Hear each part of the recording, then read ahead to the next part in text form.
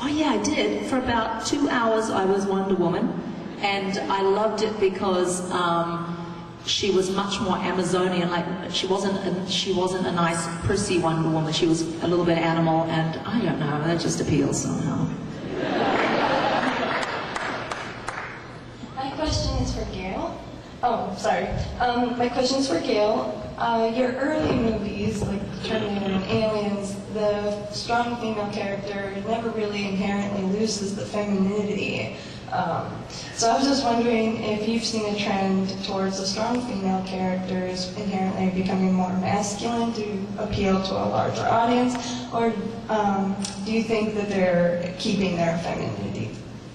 I really think it depends on the character, and you know, you just don't want to go to the same well and have, you know, tell the same story over and over again. So in the first Terminator film, Sarah Connor was a waitress. She didn't know that this incredible responsibility was going to be thrust upon her.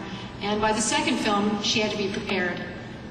So it was really the evolution of her character. And in Aeon Flux, I think, you know, Charlize Theron was incredibly sexy and in touch with that side of her, as well as the kick-ass assassin side. So I think you can have it both ways. That was a very erudite question. Hi, Jamie. Well, which film did you prefer better, Sin City or The Spirit? Oh God, that's, you know, I don't really have a preference for them. They're both, oh man, I'm just in love with both of them. You know, I finally felt when I did a film like Sin City, I felt like I was doing a kind of film that I was really supposed to do in my heart. You know, it's different because Robert and Frank co-directed Sin City, and this one is just Frank, you know, but they're both uniquely Frank Miller, and both of them are really awesome. So it's, you know, there's no way I could choose in between the two.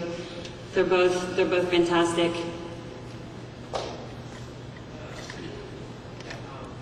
I had a question for Kevin, but the whole panel as well. I actually proposed to my wife 2 years ago at Comic-Con, and so I wanted to... Did she say, she said yes? Thank God, yes. And so I wanted to ask you, what are the secrets to a good geek marriage or a good geek relationship? I know. My husband's Kyle Newman, who directed and wrote, was one of the writers on Fanboys. I think the good key to that is allow all the figurines and all the comic books to be on display. I made friends with Jim Lee, who's awesome, and for Kyle's birthday I got his favorite character, Wolverine, drawn on one of Jim's book, and he sent it to him. So little things like that, and buying like X-Men #1, and you know, really you got to pay attention to these kinds of things, ladies, and really figure out what they like.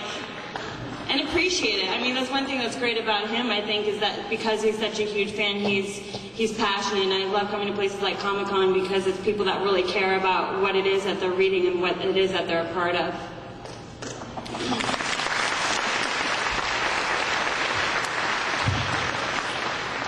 Well, I think it helps that if you're both geeks. I went into my marriage with my husband, Ian Boothby, who's the writer on the Simpsons and Futurama comics. I came into the relationship with about 7 long boxes, and he brought in 12, and the only time we ever talk about getting rid of them is only because we have no room to walk. So we encourage these things. We buy toys all the time. We buy toys for each other, which is incredibly romantic. I love that stuff. I think we have, if anything, I'm just super grateful he's not into football. It's just, it's a perfect union, I think. Hello, honey.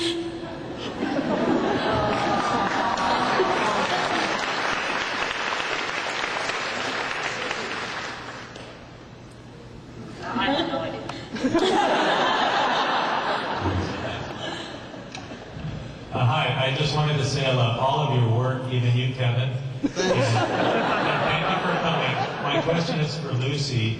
I saw you on Curb Your Enthusiasm, and I wondered how the experience on that show with all the ad-libbing, how that compares so versus great. the when you have your lines written out for you. What was Oh it no, like? I kind of.